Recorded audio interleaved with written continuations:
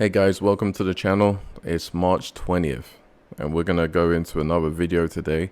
This is inflation part 2 and we're gonna see if anything's changed the beginning of this year. Let's see.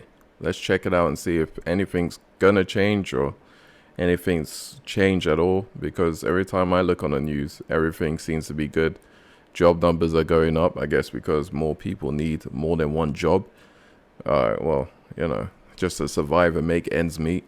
So, I mean, let's look into it. Let's take a deep dive into it and see. Besides her haircut.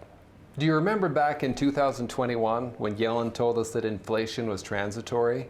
That have caused inflation, I believe that they're transitory, but that doesn't mean they'll go away over the next several months. Turns out she was wrong, and I mean wrong with a capital F. Well, recently in an interview with Fox, Yellen said she regrets saying that inflation was transitory. I regret saying it was transitory. It has come down.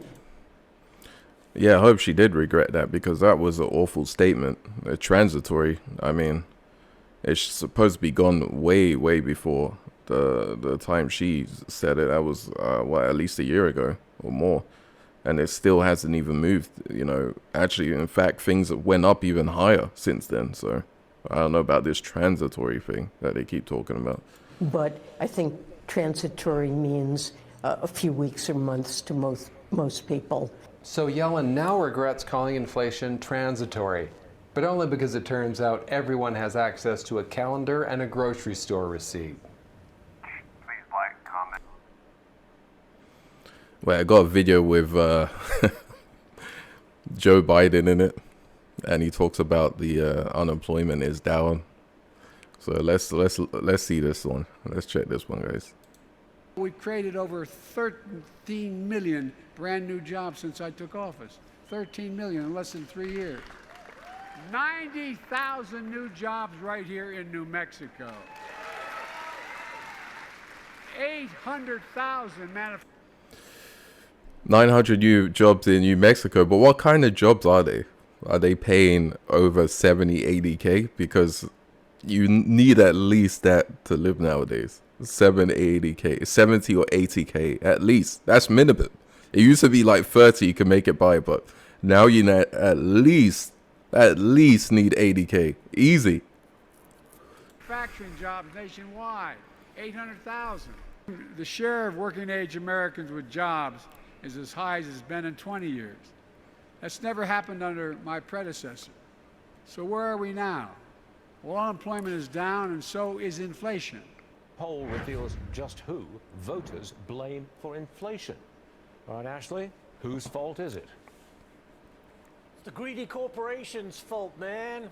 That's a terrible impersonation of Mr. Biden, who loves to say man, doesn't he? Financial Times Michigan Ross online poll found that actually 63% of people do blame price increases over the last 6 months on large corporations taking advantage of inflation.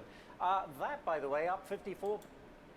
I think it's part corporation because of like profits and stuff, and part printing money. There's a lot actually parts into it, more than just, you know, one thing. It's more like several things all in one to create this big balloon of inflation which we have today, which is absolutely terrible.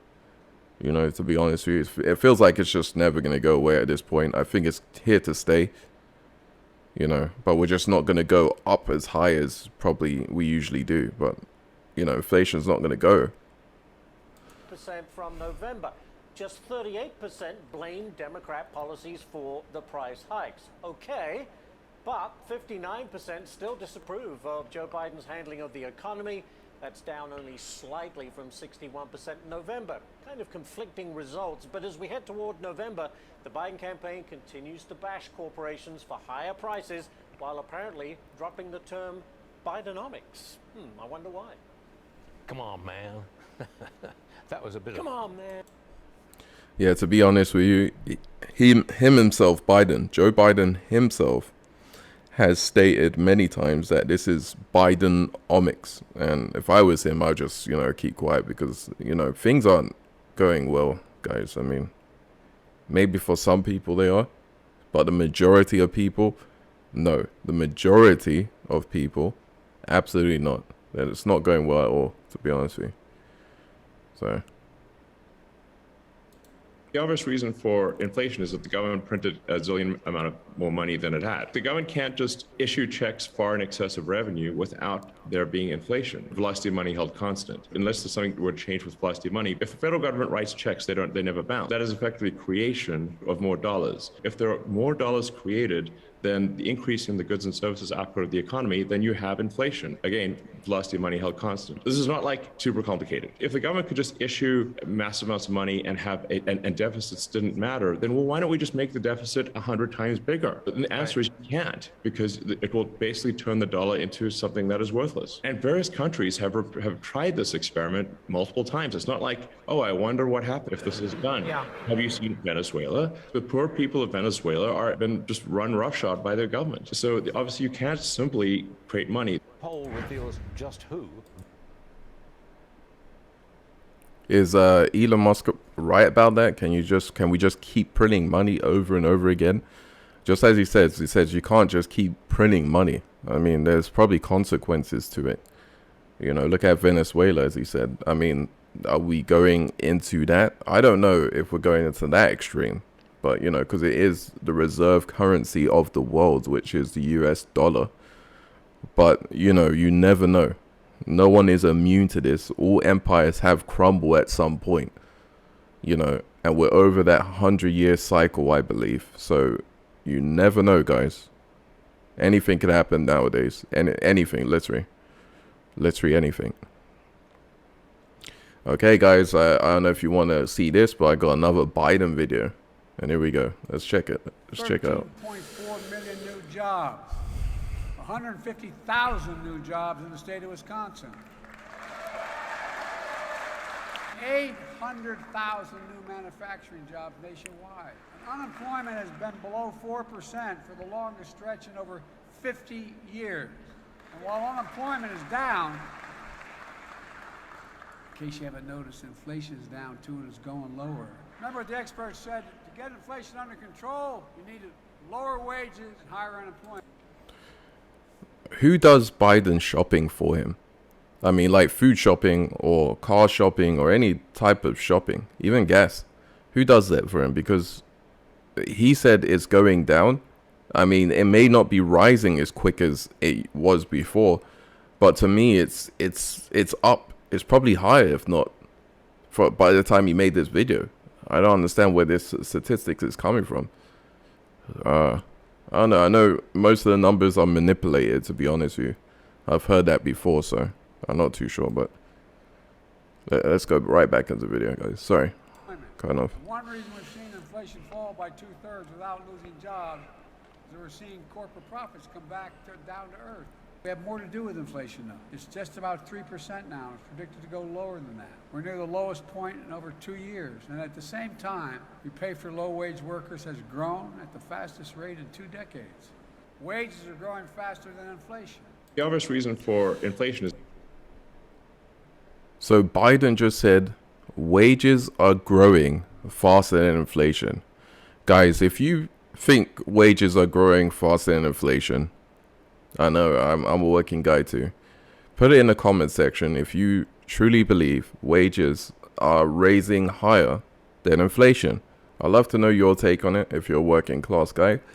If you're a millionaire, I mean, obviously it probably doesn't matter, but, you know, just let me know. Let me know what you think. So, all right, let's get into the next video, and this is the last one. Prices of food go up every day. Every single day? Is this happening because of inflation? It is. In the early 2000s, the Reserve Bank of Zimbabwe increased the money supply, causing hyperinflation. Right now, one United States dollar is worth about 1 trillion Zimbabwe dollars. Wait, so one United States dollar is 1 trillion? Wow, that's hyperinflation, guys. That's the definition there. Wow. $10 I earned selling corn dogs. Take it, then you'll be rich. That won't get me very far when a loaf of bread costs 5 trillion. $5 trillion. Wow, so like $5 would be 5 trillion over there in Zimbabwe money.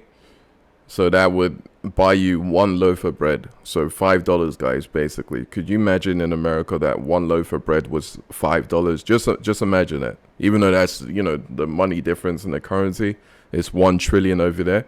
But could you imagine it was $5 for just a loaf of bread? Some places actually in America it is now, to be honest with you. But, you know, so. Dollars for a loaf of bread? It'd better taste amazing. I understand that it sounds like a lot, and the government knows it. That's why they keep printing it as a quick fix. But it only makes things worse in the long run. Inflation hurts a nation. Yes, thank you, Milton. Inflation makes the poor people poorer. By the time the new printed money gets to the poor population, the prices are already so high. I feel like this is a reflection of what's slowly happening in America right now. As they print more money, you know, the poor class is getting poorer. And it seems to me like the middle class is becoming like they're almost disappearing. It's so weird. Like it's hard to like grasp, but it's actually happening in America, which is sad to see, man. It's sad, like, to be honest with you. Money can hardly pay for anything. Would you take 3 trillion American dollars? It's the only cash I have. Alright guys, we're going to wrap it up. Thank you for watching my video. I'm going to be making more videos, probably more often eventually. But if you can subscribe, I need to get my subscribers up as quick as possible. You know, so it gets out to more people. I would appreciate that. So thank you guys. I appreciate it.